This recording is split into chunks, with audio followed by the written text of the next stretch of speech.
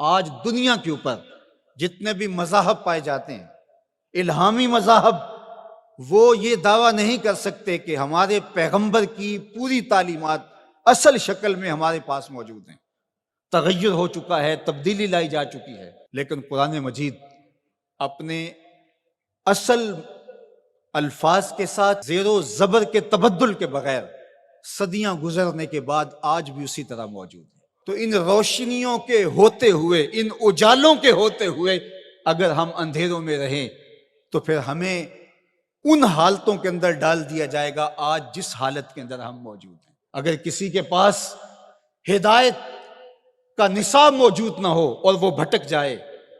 تو اس کے بھٹکنے کا تو پھر بھی جواز ہوتا ہے کہ ان کے پاس کچھ تھا نہیں،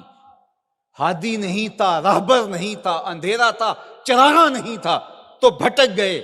ایک نابینا کسی کنویں میں گر جائے تو لوگ اس کو نکالنے کی کوشش کرتے ہیں، اس کو کوستے نہیں ہیں،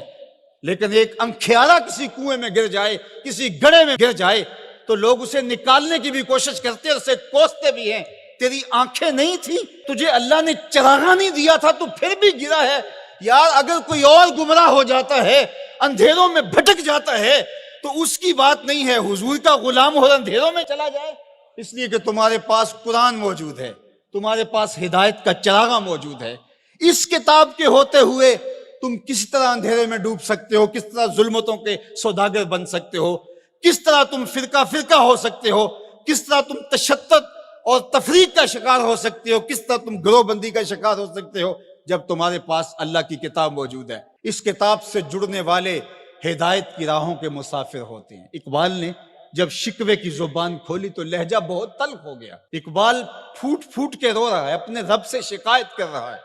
صفائے دہر سے باطل کو مٹایا ہم نے، نوع انسانی کو غلامی سے چھڑایا ہم نے، تیرے کعبے کو جبینوں سے بسایا ہم نے، تیرے قرآن کو سینوں سے لگایا ہم نے،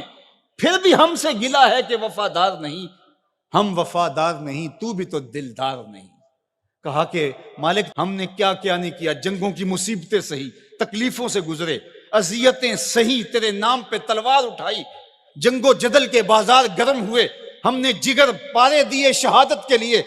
لیکن آج وہی امت در در رسوا ہو رہی ہے، اسی امت کو کاٹا جا رہا ہے، اسی امت کے بچے ذبح کیے جا رہے ہیں، آج گلی گلی کشکول لیے ہم گھوم رہے ہیں، مالک ہمارے ساتھ یہ کیا ہو گیا؟ تو جواب آیا تو سارا نشہ اتر گیا۔ جواب انہی لفظوں میں صرف صیغہ بدلتا ہے۔ آواز آئی صفائے دہر سے، باطل کو مٹایا کس نے، نوع انسانی کو غلامی سے چھڑایا کس نے، میرے کعبے کو جبینوں سے بسایا کس نے، میرے قرآن کو سینوں سے لگایا کس نے، تھے تو آبا وہ تمہارے ہی مگر تم کیا ہو، ہاتھ پہ ہاتھ دھرے منتظر فردا ہو، ہر کوئی مستے مئے ذوق تن آسانی ہے، تم مسلمان ہو یہ انداز مسلمانی ہے، حیدری فقر ہے نئے دولت عثمانی ہے، تم کو اسلاف سے کیا نسبت روحانی ہے، وہ معزز تھے زمانے میں مسلمان ہو کر، تم خار ہوئے تارک قرآن ہو کر، تمہاری پستی، ذلت، زبوحالی، نکبت، رسوائی کا سبب اس کتاب کے دامن کو چھوڑ دینا ہے۔ اتنی روشنیوں کے ہوتے ہوئے، اتنے اجالوں کے ہوتے ہوئے تم اگر در بدر بھٹک رہے ہو تو یہ تمہارا قصور ہے۔ یہ امت جن کو اللہ نے قرآن دیا اور محبوب علیہ السلام کی احادیث بھی ہمارے پاس حرف حرف پہنچی، لیکن پھر بھی اگر کوئی اندھیرے میں ڈوب جائے تو پھر یہ اس کا قصور ہے۔ تو اس کتاب کے ہوتے ہوئے ہمارے دل زنگ آلود نہیں ہو سکتے، لیکن ہم نے اس کتاب کے ساتھ جو سلوک کیا، اس کتاب کے ساتھ ہمارا جو تعلق ہے وہ کسی سے مخفی نہیں ہے۔ یہ صرف کتاب ثواب رہ گئی ہے، جو کتاب ہدایت تھی، جس کا لفظ لفظ ہدایت دیتا تھا، حرف حرف زندگی بخش تھا، جس کی ایک ایک آیت ہمیں جینے کے اسلوب سکھاتی تھی،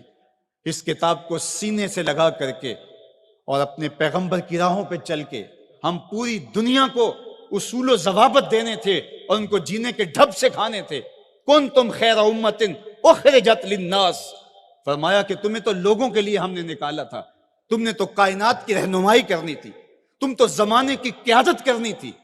لیکن آج ہے رسوا زمانے میں کلاہ لالا رنگ، جو سراپا نازتے ہیں آج مجبور نیاز، رو رہے ہیں آج وہ دشت جنوب پرور جہاں، رقص میں لیلا رہی لیلا کے پروانے رہے، خیر تو ساکی سہی لیکن پلائے گا کسے، اب نہ میں کش رہے باقی نہ میں خانے رہے۔ آج ہم گلی گلی رسوائیوں کی داستان لیے پھرتے ہیں، پوری دنیا کے اوپر ایک انچ جگہ بھی ایسی نہیں جہاں آتش و آہن برستا ہو اور وہ زمین کو فار کی ہو۔ جہاں بھی خون گرتا ہے نسب پوچھو تو وہ مسلمان کا خون ہو، وہ افغانستان میں ہو، وہ سیریا میں ہو، وہ یمن میں ہو، وہ عراق میں ہو، وہ کشمیر میں ہو، وہ القدس میں ہو، جہاں بھی بہتا ہوا خون دکھائی دیتا ہے وہ اس امت مرحوم کا خون بہتا دکھائی دیتا ہے، اس لیے کہ ہم نے اس قرآن کو چھوڑ دیا۔ یہ ہمارے اعمال کی سزا ہے، بد اعمالیوں کی سزا ہے کہ آج دشمن کو ہمارے اوپر مسلط کر دیا گیا اور ہمیں رسوائی اور ذلت کے کار مذلت میں ڈال دیا گیا۔ لیکن افسوس یہ ہے کہ اس کے باوجود بھی ہم سنبھلنے کے لیے تیار نہیں ہیں۔